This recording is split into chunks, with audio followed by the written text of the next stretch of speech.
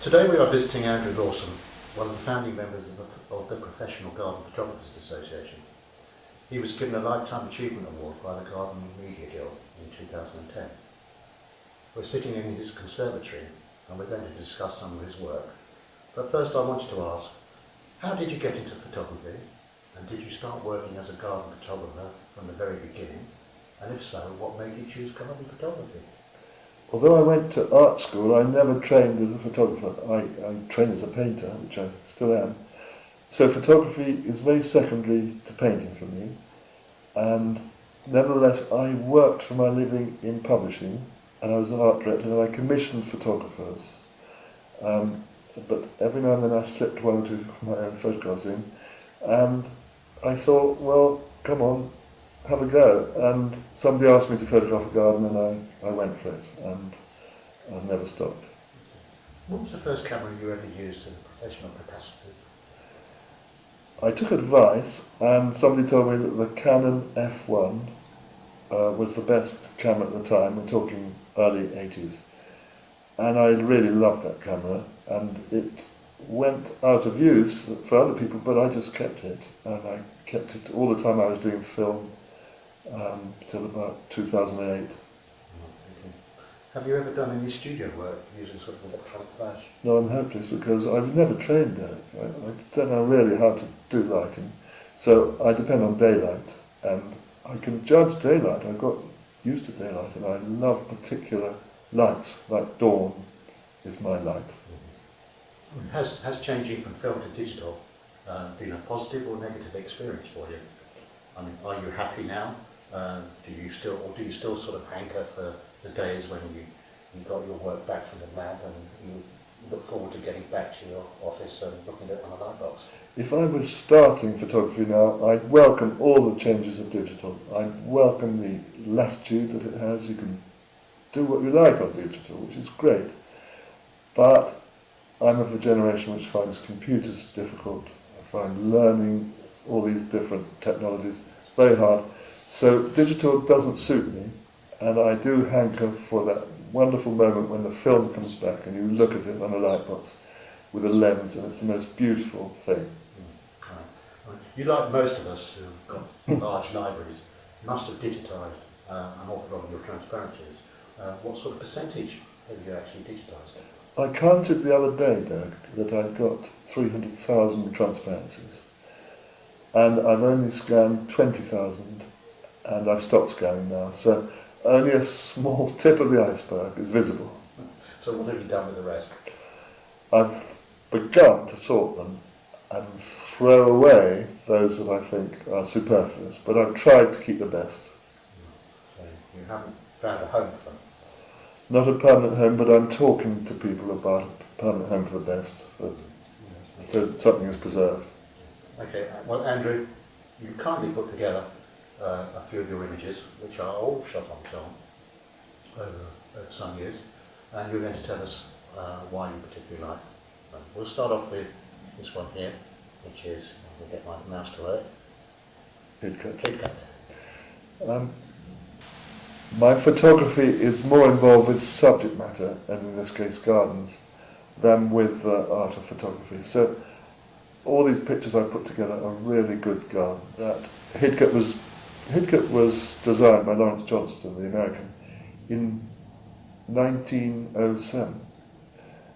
And that happens to be the year that Picasso invented Cubism. And I think, if zeitgeist is the right word, there was a sort of spirit, an idea in the time that influenced Lawrence Johnston. If you look at that picture, it's a Cubist composition. That's his composition, not mine, I'm just recording it. He broke up the garden into little bits, into rooms, as we call them. And even each room, in this case, is broken up into little cubes and squares. So for me, this is a Cubist garden.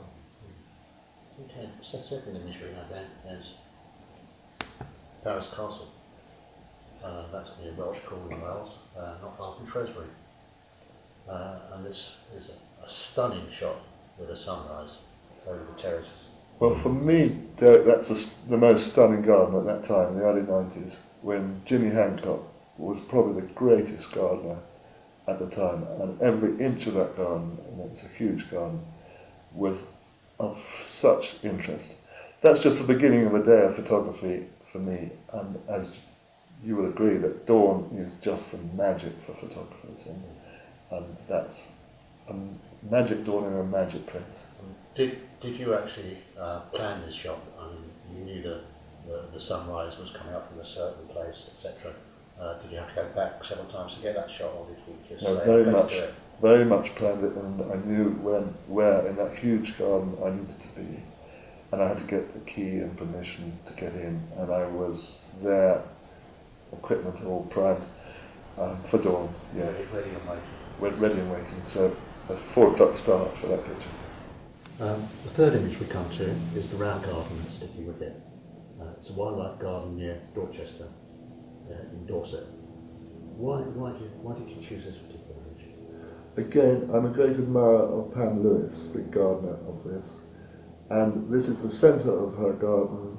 In the past, it's not quite the same now, that she designed for insects and wildlife, so everything is scented and attractive to insects.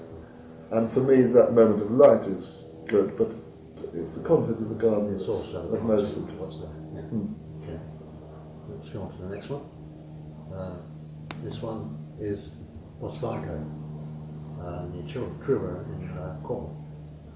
This looks to me to be like a rather hot border. You're right, Derek. This is taken in August, when most Cornish gardens are finished. But Bosfigo, Wendy Perry, is another fantastic gardener.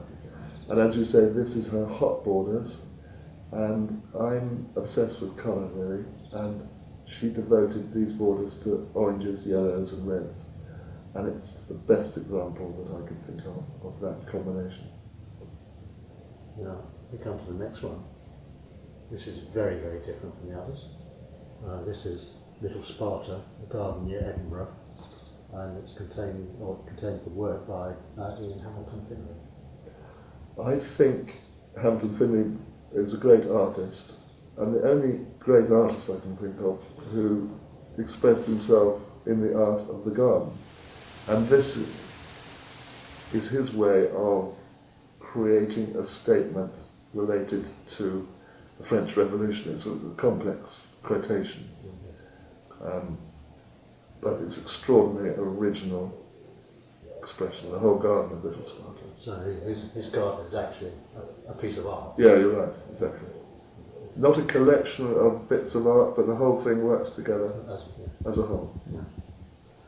And then finally, we come to this last one, which is a rather lovely rose garden and herbaceous borders with these amazing obelisks. This is a very opulent piece of planting by Arabella Lennox Boyd in her book, in a private garden, and it's extraordinarily rich planting, again considering colour, the relationship to the colour is so good. And this particular rose garden has got 4 different sections, each with a different colour scheme, and that's what I admire. And again, in this picture, again, I think we're on a dawn thing, so that for me is the best time to focus. It's lovely the way you're pulled through with the foxtail lilies there as well. Really, really nice sights. I thought that was a smashing image. Oh, good. I love the planting. The image comes from admiration for the planting, as far as I'm concerned. It's the gardening that comes first, and then trying to make a picture that reports it accurately. Well, thank you, Andrew, for sharing your images with us. One last question. As garden life love, we're all cakeaholics. What's your favourite cake? Oh my goodness, you didn't tell me to expect that question. Well, it's our trick one. Bakewell tart. Okay. Okay. Thanks very much indeed. It's a real pleasure, Derek.